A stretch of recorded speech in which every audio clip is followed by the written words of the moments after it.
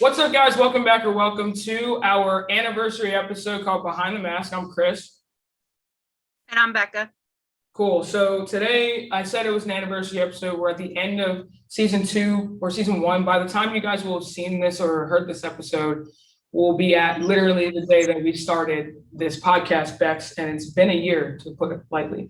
So what we decided to do is get some of our fan favorites back on the call and chat about a debrief from 2020 and I guess the beginning of 2021. So the people we've got for you guys are the GOAT, Casey. Hey, how's it going? So Casey, if you guys don't know, was on an episode called Godly Reconciliation. Super, super important. We chatted about our journey through reconciliation, so forgiveness, and then what is the next steps. And then we've got the man, the myth, the legend, Tyson. Hello, everyone. The originator of the Big T, Truth. Yep. So Tyson was on for our Racism is a Gospel issue episode. This dude is brilliant. He's going to talk your ears off. Lots of gems. Make sure you have a pen and paper to write down. And then last but not least, we've got Jordan Pugh. Jordan, say hi to the people. Hi. Jordan was on twice with us. She was on our call when we were talking about discipleship and being a huddle leader, which we're recording at camp, so it's pretty apt. Go back and listen to that one. And then she was on when we talked about our Unlearning series with life being hard doesn't have to equal productivity, which was a really cool episode. We talked about how athletes are really not super efficient because we just go until we're empty, which isn't very efficient or productive. So shameless plug, make sure you go back and listen to all those episodes. They were awesome. All right. But today, for this episode, we want to kind of debrief through the year. And in the spirit of not making this episode super long, we wanted to come in prepared so everybody's got the stuff that they brought. So the first question that I had for you guys was, what have you learned about yourself throughout this season? And Tyson, you were the person that we tasked with this question, and you have an interesting perspective. So I'd love for you to share with people what you said. Yeah. Thanks for saying I'm brilliant. You're welcome. Which is, I don't know if that's true, but I'll take it. I think what I told you, which is true, the biggest thing I've learned is that I think a lot of the things that I think I cared about don't really matter at all. A big thing I learned from just reading through scripture and just by being home during COVID was to stop wasting time. And that's kind of the thing that you can't get back. I remember when I was young, a lot of people would say time is money. But I think for the most part, you can usually get money back, but time you can't get back. It's undefeated almost, You can't escape it. I remember sometimes I would try to go for a run in the morning and I would oversleep. And I remember I would be so mad when I woke up because I'm I will never have an opportunity to run at 6 a.m. on June 1st of 2020 ever again. Which might have been a little bit of an overreaction and too much of a philosophical thought about that. But yeah, I think there were times where my friends would ask to hang out and I would kind of say no because I was tired or I just didn't want to go out. And then now that opportunity's gone and I can't get that back. Yeah, so to kind of keep my initial response brief, that's where I'll end for now. Yeah, no, it's a super interesting perspective. And to actually use Tyson's words, and you love to say, well, nothing matters, so who cares? Which is really funny depending on the context of what the conversation is. But it's an interesting perspective of wasting time on things that generally speaking, we can't take into eternity with us. Mm-hmm. And in this, in 2020, with COVID, with all the social unrest in the world, all the different ways in which people were dying left and right, you just kind of learn that life is fleeting and we're living this life on a mission, and we have an opportunity to live up every day, but to the glory of God, not just to kind of, I don't even know, settle whatever it is that we want to do. And it can kind of help to inform our priorities. But I would love to hear responses. So maybe Bex, you can respond to this. And then Casey, I'll let you respond. So Bex, go ahead. I'd love to hear your thoughts on this. think hearing Tyson, hearing you say that, like, I think that's what I've learned a lot this year as well, of just losing an athletic career in the fashion of COVID was so truthfully rocked me, like, to my core. But the reality of it is, looking back on that and realizing that in that game, like, none of that was gonna matter. Like, the season was gonna end, everybody was gonna go home, school was gonna shut down, like, the world was gonna change. And I think that, as hard as that was, I think God's grace was actually in it too, because it gave me a taste of what that really looks like to be. What are we living for? Are we living for the fleeting things of this world that can literally end in a blink of an eye by a global pandemic that nobody saw coming? Or, am I living in light of eternity and focusing on that and holding everything else with open hands? So yeah, that's something that I can really identify with too. And it's been a really hard thing to learn. Like, that is not easy, to release our grip on the things of this world that are important to us. But I think that's part of the call of picking up your cross, is doing just that. Case, what do you think? I'm responding to Tyson. Mhm. Yeah, I definitely think that this year gave perspective on what really matters. I think that what you're saying is so true. We can't get that time back. And so how are we going to use it? And what are we called to do with our time, treasure, and talent? I like those 3 T's. Those are SCATs that you hear them a lot. And so we've been given time, and we've been given talents, and we've been given treasures. And so how are we going to use them while we're here, to make them matter for the kingdom? I think it was interesting. Like, there was a day in June, and it was during kind of all of the riots and the chaos in the city after George Floyd was killed. And then there was a huge storm on that Wednesday. And I woke up the next morning, and things were on fire, and people were in masks, and trees were down. And I was like, I think Jesus is actually coming back. Like now. Yeah. And I'm like, does this matter? Like, I need to, like, what am I doing with my life? Like, and who do I need to share the gospel with, was really the thought I had. Because if Jesus is coming back, there's a lot of people I love and care about that don't know Jesus. So I think that was like a pretty big wake up call for me.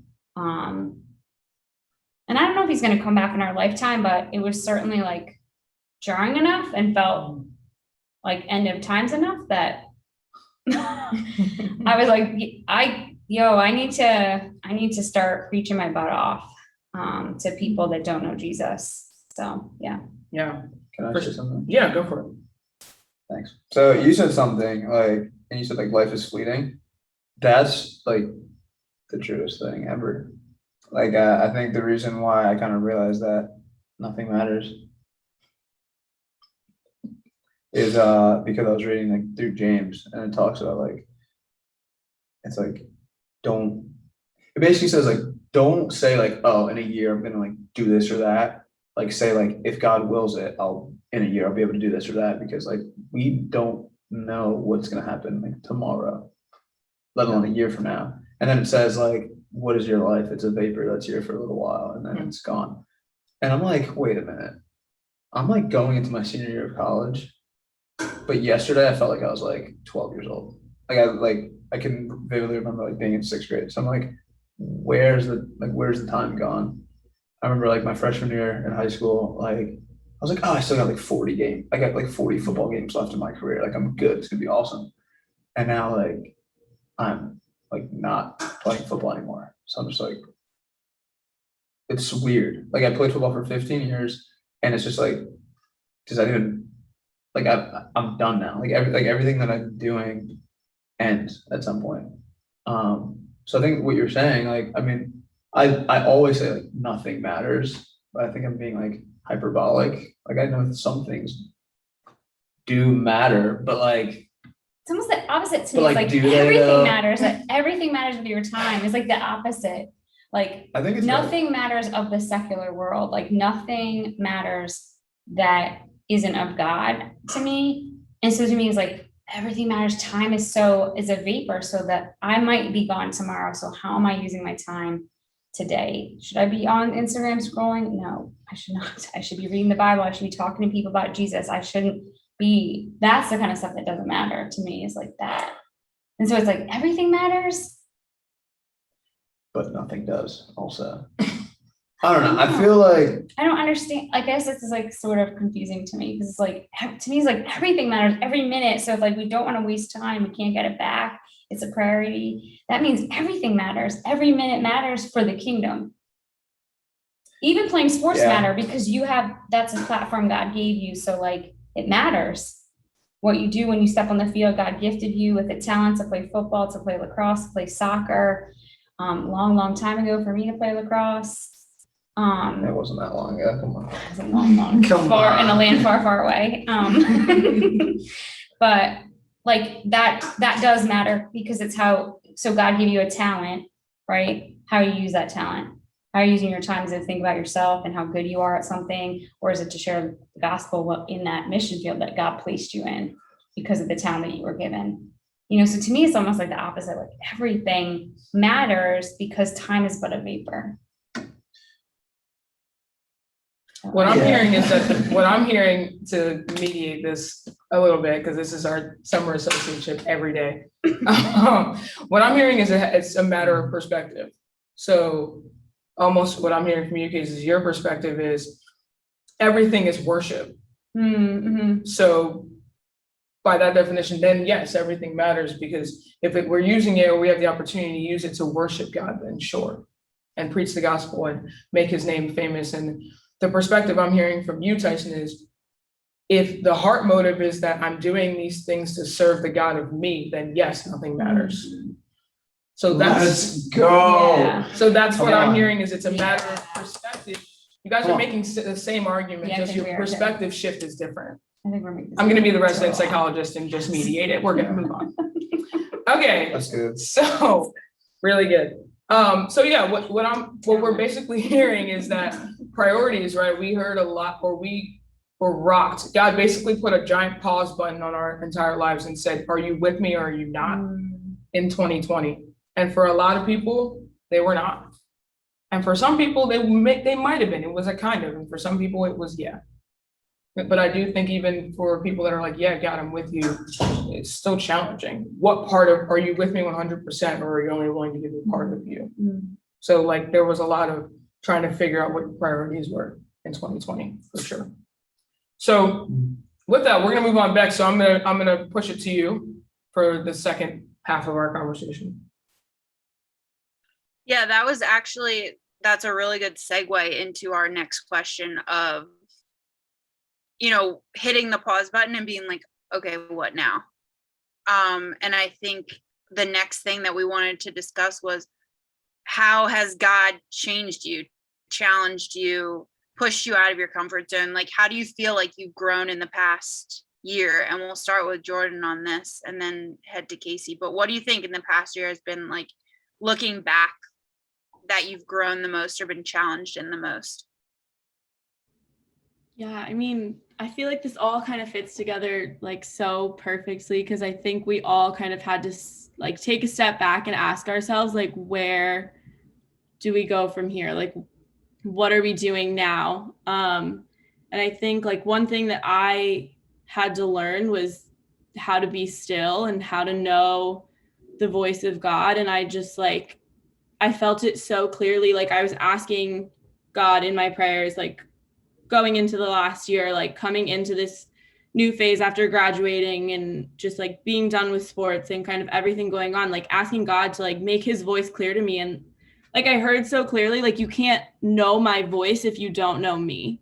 And I think that like learning how to know who God is in the stillness and in the quiet and in the like alone, like the loneliness and like the desperation that was the last year is like how we can now move forward and hear God's voice. And so I think for me, like that's been the biggest thing, is just how well do I know God? How well do I know the desires of God's heart so I can align myself with his heart and be obedient to him? Like, are the prayers that I'm praying in line with his spirit and who we know his character to be? And I think that's been, I mean, it's hard to ask yourself that question of like, am I praying prayers that are evident, that are of like, that they are of God? And so kind of just learning how to relearn who God is.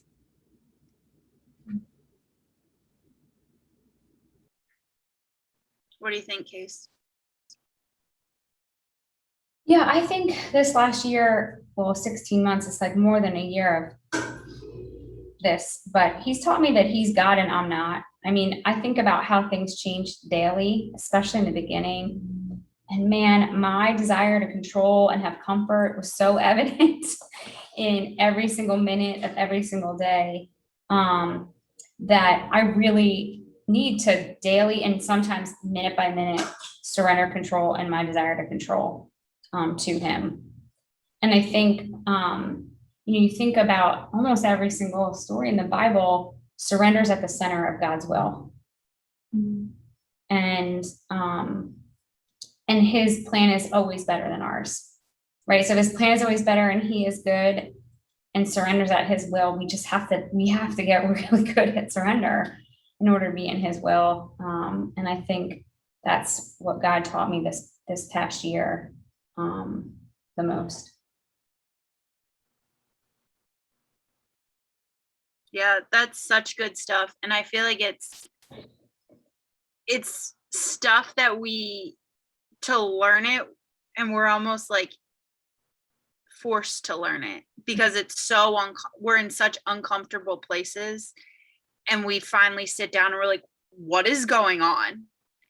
And it's like finally getting to that place where we're so, speaking for myself, I very much identify with what you guys were saying, and getting to the place where it's like, I am so confused and feel so lost. The only thing that I can do is surrender. And in my sin, in my flesh, I have to get to the end of myself before I'm willing to, because I'm stubborn.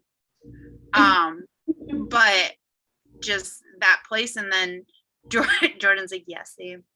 But the intimacy with the Lord, Jordan, like what you're talking about, that comes from that is so rich and is so fruitful. And I think really leads us into and gives us a taste of that abundant life that we're called to when we get to the end of ourselves and surrender to him.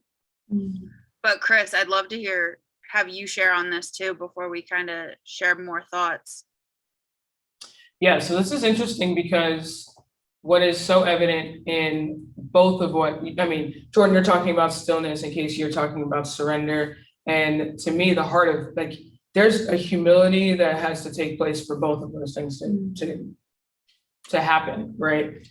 In surrender, for obvious reasons, that's pretty self-explanatory. But even in stillness, like we live in a culture that idolizes busyness, and I'm like a chief perpetuator of that. So it's an interesting one, because for us to be willing to be still and listen, be still and surrender, we've got to be willing to surrender and be humble enough to let go of whatever our agenda is. And I think in 2020, at least for myself, I still had about 1 million Zoom calls a day. Me too. I'm sick and tired of Zoom. I know we're recording on Zoom, but like I'm sick and tired of Zoom. But I do think that took a lot of stock of like, okay, it goes back to our priorities. Where do my priorities lie? And am I putting time in my day where I could actually make an excuse to be more busy? I don't have to go to work, like nothing is open, but I could find excuses to be busy right now, or I could find excuses to be still and listen, right? I was talking about this earlier today in our Huddle Leader group in training, of one of the ways that I think the question was, where have you not been walking with God in the past year? And I was saying that I get in the my issue is that I'm trying to do for God and not do with him. Hmm. So I'm doing too much all times, but also there's an inherent pride of it all, of like, I have to be the one that fixes it. And I think in 2020, where there were so many things that were out of your control, and it became abundantly evident that all of these things were out of your control. I had to kind of take stock of, where am I doing life with God versus where am I just doing things for him Hmm. and trying to get the glory for myself. So I think, yeah, that's the main thing that I take away from Jordan, what you said, and Casey, is that we've got to be willing to get humbled and sit down and actually like wait and listen. I think that's something that patience is definitely a big thing that God has challenged me with over the past year in a number of different realms.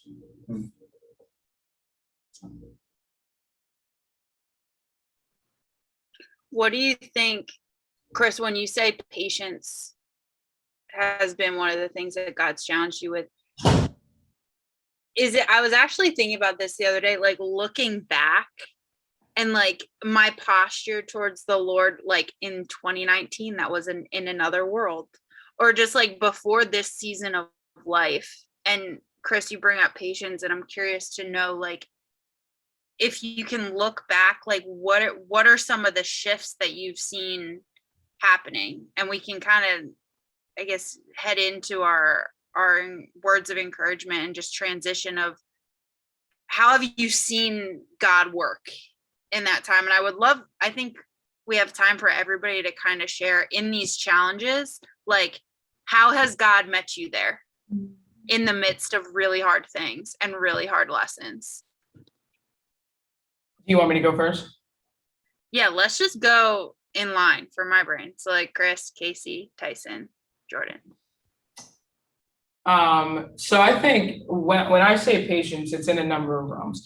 Patience with people. We spent a lot of time being bombarded with the division that is our country. It's not new, and it has not changed, but I think patience with certain conversations, but in terms of seeing God move in that regard, I will say that being patient enough to allow people to go on their own journey toward whatever the thing that we're trying to have that conversation about. So that's what I'd say in terms of patience with other people. But I will say, even in a more broad sense of how God has moved in my life in the past year, I think being patient in areas where I am deficient. I have an issue with that in a number of ways. Like I was saying earlier, I'm a fixer. I like to be the one who is going to solve all problems. And there's a lot of things in me that is deficient. And God has been working in me to be like, hey, you're not responsible to bring 100%. I have more than enough for you. You're responsible to just come and then let me do with whatever you have today. I know, Casey, we were talking about that. Is what happens when you only have 50% to give, and you've got to be okay with that. And I can't remember, one of your friends was saying it. If it's like, not just be okay with 50%, but be willing to accept the fact that God can give more than the rest of the 50%. So I think that's like one of the biggest ways that God has moved in me, is like loosening that grip of control, saying it has to be me. And if I can't give 100%, being kind of super self-deprecating, for lack of a better phrase, over the past year. So that's the big thing. So there's a piece of encouragement from there. I'll say that aspiring to give 100% is super unrealistic, and you're going to set yourself up for failure. It's not our job to give 100%. It's our job to just give something and then expect God to do the rest and do with that what he wants. So that would be the biggest thing I would say I learned over the past year. I think for me, where God keeps working out in my heart, and I have not arrived here, but I think I've seen growth, is I think we talk about, I trust God. And then when our backs are against the wall, like, I don't think I really trust God when my back's against the wall. And so I think that's where I think God was really working in my heart. And that's, do I trust that God is good despite a pandemic, despite racial injustice in our country, despite like just a hot mess of our government? Do I trust that God is in control and he is good and that his plan is better than mine? And I think I've seen growth there. I think I've also seen growth with trusting God that he's going to provide in this ministry. I would just stress so hard about finances. And this year I really was like, especially with raising funds for camp, I'm like, God, I surrender this to you. I surrender it to you. It's a big goal. It looks impossible. And we have the funds to pay for the kids, the 90 kids that are here. And God did it in crazy ways. He didn't do it through the people I thought he was going to do it through, but he did it. And so I think just recognizing that I just have to remember, I have to look back at what God's done. And I'm just thinking about when he parted the Red Sea, and the Israelites go through the Red Sea, right? And then they're in the wilderness and they're like, why did you even bring us here? Right. And I think I had a lot of moments of like, God, why did you bring us here? Why are you letting all this happen? And forgetting that he's good and that I can trust him and that he has parted the Red Seas in my life and he's going to do it again. And all of this will be for his good and his glory at the end.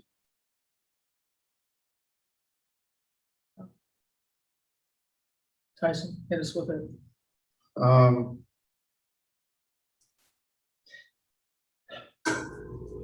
I think what I've learned is that we're all gonna die. Nothing matters. Expand. Okay, that's not, I was expecting you to, I figured To you were laugh. kidding. but I guess it wasn't that funny. I don't know, I think.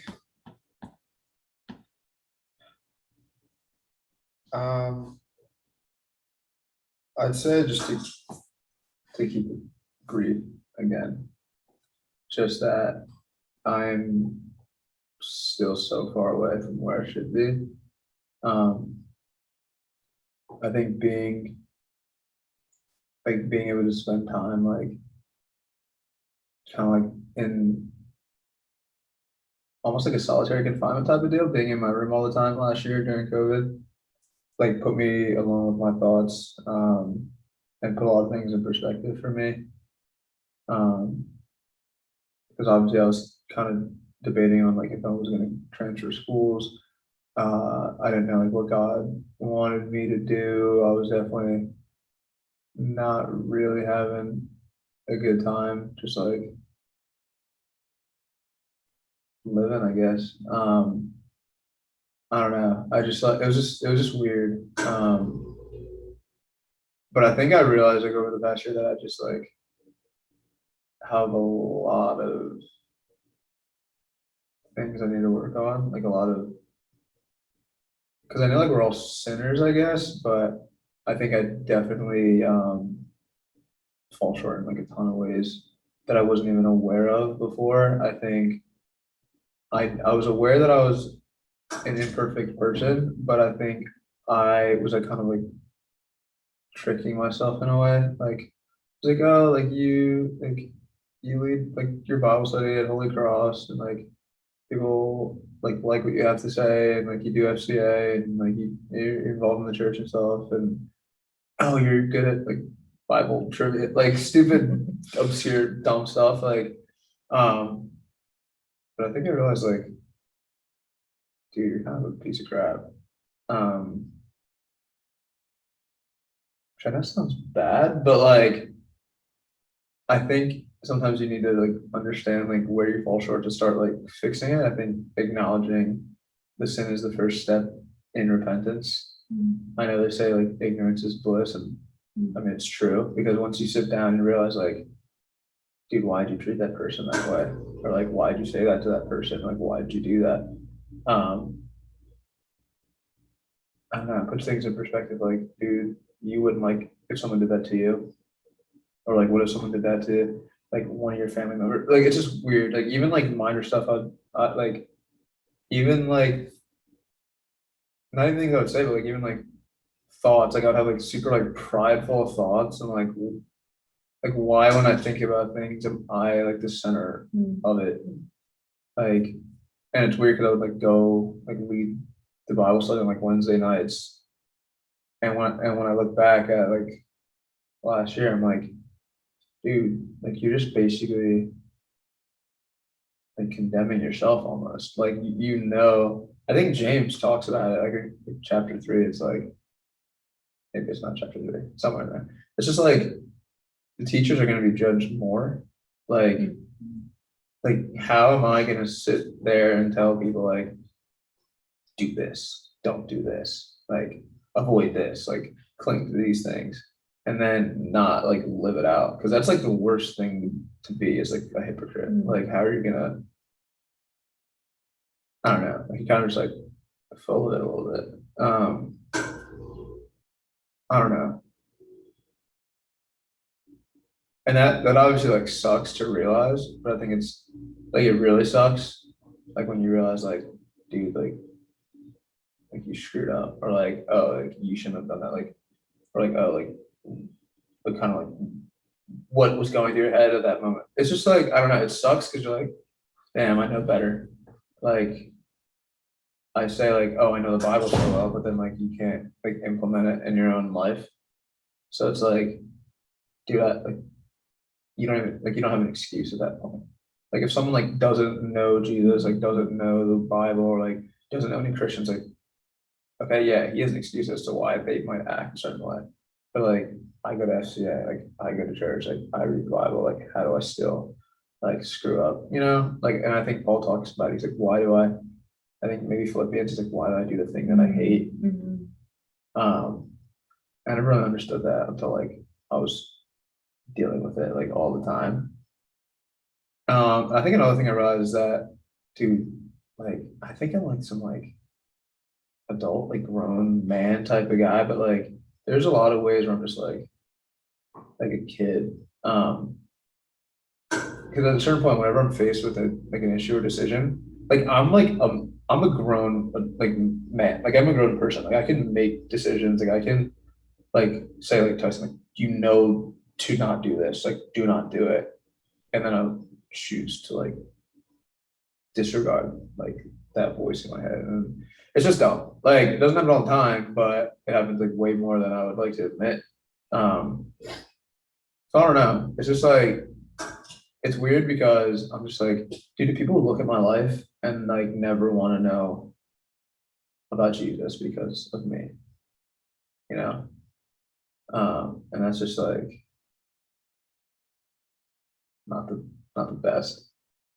But it's like my own fault. Like I think a lot of times we're like, oh, like Satan's testing me, like he's out to get me. But like we're pretty much in control of what we're doing. Like we can still, like the Bible paints sin as like, even today, like in First Peter, like a roaring lion.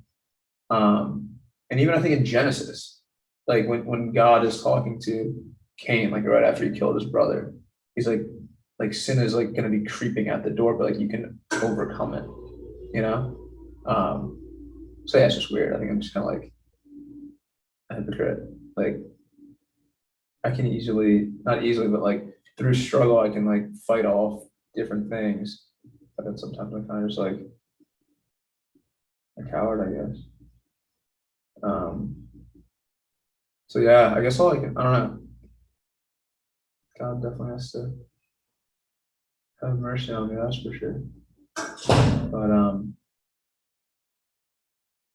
that water fountain's super loud. But yeah, it's a weird year. But yeah, no excuses. Gotta just be a man. Yeah, I mean, it's a heavy point. I'm interested, Bex and Jordan, to hear what you guys have to say too. But it is interesting, like grace is here because we're not good enough to fill the gap. So I do think, Tyson, that what was interesting, that point that you brought up in the middle of what you were saying was, would people look at your life and want to follow Jesus as a result? And I do think in 2020, we couldn't just like go out and do random stuff. We weren't supposed to, at least go out and do random stuff. Like you could post on your IG, but it's probably from your house, like all these kinds of things. So the quote unquote works for Instagram likes was taken away from you in 2020. So then at that point, it's like put up or shut up time. All you have is your legacy. What are people going to say about you when there's nothing left for you to do. And there's nothing necessarily left for you to make up for, so to speak. So I do think it's an interesting concept to, even for people, and a gut check for people to think about is like, are we reflecting God with our lives? And are we being intentional about the things that we do, how we treat people, the things that we say, but even just how we go about worshiping God and where our heart posture is in the first place, because the hope is that people see Jesus through us. They don't see us trying to pursue God, they see Jesus. That's the hope, at least. But Bex and Jordan, I don't know who's next, but love to hear from you guys too. Yeah, I feel like I have so many thoughts right now. This year was just incredibly, hard for all of us, and I think incredibly painful in so many different regards. And, Chris and Becca, we talked about earlier this year, like processing that pain and how we move through dealing with hurt that we go through, or just broken relationships or broken, just situations that we go through, and how you kind of move forward with that pain. And I think the biggest thing that I've learned is that, one, like, pain is not an excuse or a crutch. Like, if we're truly inviting God into that, then like we move forward and we use that as a vessel to love others better. And so I think, if I'm truly welcoming God into different things, I think I've had to learn how to do that again, and learn what that actually means, and learn how to love others better. And so I just think, like, in all of this, like, Casey, I loved what you said of like, God is God and I am me, and I'm not God, I'm not perfect, and I definitely can't be, and I wouldn't need his love or his forgiveness or his grace if I was perfect. And so just recognizing that, that we're not in control and we'll never be in control. Yeah, that's good. Bex, last but not least, hit us with it. I feel like Jordan should just mic drop on that because we're the same person. So, but yeah, I think among a lot of other things, one of the themes I feel like that God and I'm wrestling out with God is just this idea of, and to bring in like a cliche, like Christian mantra of like trust without borders. And like, what does that actually mean? And like, wherever you would call me, like, what does that mean? And it's easy to say it, it's easy to sing it. But when God actually calls us into places that we feel like we have no business being in, or we have never been before, it becomes real and it becomes intimidating, for me at least. And I think that's one of the biggest things that the Lord has been teaching me in just a new season of life, no longer being a student athlete, no longer being an undergraduate student, being isolated from peers my own age, just like a lot of change and a lot of transition and a lot of new. And again, like, we make the joke of like, okay, adulting, like, what does that mean? But realizing that just because it's uncomfortable and just because it's new and just because it's scary doesn't mean that God's not in it. And I think that that's the biggest thing that he is continually teaching me daily, is just because I'm actually feeling a lot of fear, more so than I have ever in my life, and just because I'm intimidated, and just because I don't necessarily feel big enough and strong enough and smart enough, or whatever it may be, for what I feel that he's calling me to, it doesn't mean that he's not in it. It just means that I'm understanding better my need for him. And I think that's actually a really awesome place to be. And knowing the reality that the safest place to be is in the palm of his hand, and clinging to that rather than my own strength, is what he's been teaching me, I think. Yeah, no, that's really good. And I think we could talk for hours also on this particular thing. But what I do think would be meaningful, Casey, if you're cool with this, I'm throwing you on the spot, is we're going to be in July. So it's not like the year just started. This isn't like a New Year's resolution kind of thing. But it is us launching into a new season, both literally and figuratively. So we normally don't do this, but Casey, if you would pray us out at the end of the episode, and kind of thinking about what the rest of 2020 can hold, where God's going to challenge all of us. He's challenging all of us, I feel like, in similar ways to some extent, but also in very unique ways. And even through kind of this podcast, Bets, with you and I, again, just having more conversations like this, before Casey prays us out, like, it's an honor and a privilege to share this space with all three of you, right? And obviously you, Bex, you're the homie, day one, of course. But it's also just an honor and a privilege to be able to learn from you guys too. So I can't thank you guys enough for popping on with us and being a supporter and being a part of our show and wanting to come and share your journey with us. We don't get on the show to try and share with anybody that we're perfect, because if anything, if you take that we're perfect from our shows, you haven't been listening. We go out of our way to tell you that we're not. So yeah, but I'm like super honored and blessed and privileged to hear from all of you guys and your journeys and learn from you guys. But in case if you wouldn't mind, pray us out. All right. That'd be great. Dear Lord, thank you so much for this podcast. Thank you so much that you had put this a year ago on Christiana and Becca's hearts. Thank you for what you've done through hours of interviews, Lord, and through people's lives that they may never meet, Lord, on this side of heaven. And so we just praise your name that these conversations will hopefully change people's lives and their hearts and allow not only the people that are guests on the show grow in their walk and be challenged, but those that are listening be challenged, Lord. I pray that this upcoming year 2 would be fruitful for them, that lots of people would come to know the Lord and grow in their walk with him because of their willingness to be vulnerable, to be transparent, and to give up their time for you, Lord. So we're grateful, and we just bless your name. It's in your awesome name that we pray. Amen. Amen. Awesome. So again, thank you guys for popping on with us again. All of you are going to be on the show again, I'm sure, because we also love to keep bugging you guys to get on the show. So yeah, so that's a wrap for season 1, you guys. So a couple of announcements for everybody. 1, we're going to dropping episodes once a month. We're not dropping episodes every 2 weeks anymore, but we are going to post smaller clips on Instagram. So if you don't follow us on Instagram, follow us at Behind the Mask 3132. That's where you're going to get every single thing about everything, to be honest.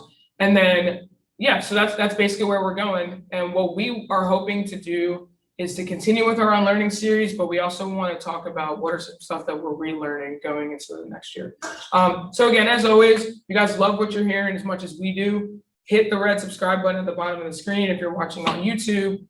Follow us on Instagram. Follow these guys with other stuff in the show notes. Casey's got about 17 Instagram accounts, so follow her.